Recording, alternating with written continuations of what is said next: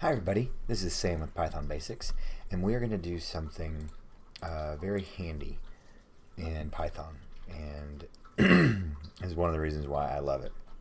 Alright, so to save space or keep everything together or not have to draw everything down, I'm going to show you something that I think is pretty awesome.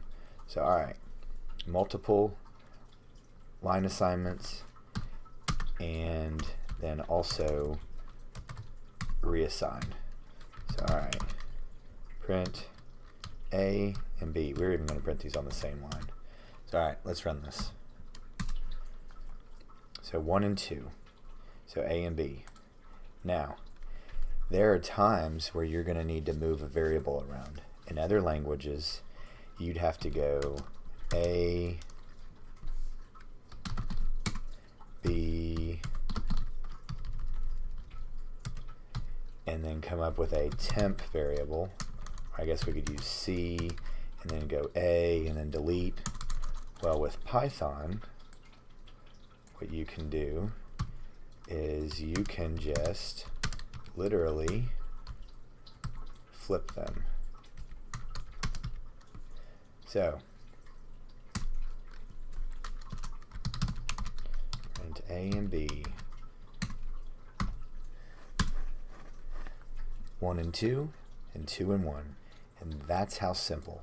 So when you start getting a lot of information and you're going down and it's taking up a lot of space, if it's clear and concise and you know what it is, you can just put this all on one line.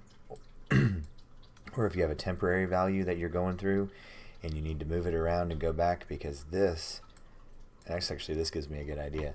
There's a problem called the Fibonacci problems, and these are very, very good. So probably next week we're going to do a Fibonacci example and run through. But this is just a quick little snippet because the next video we're going to be working on had a lot of variables, and I just decided to slap it all on one line.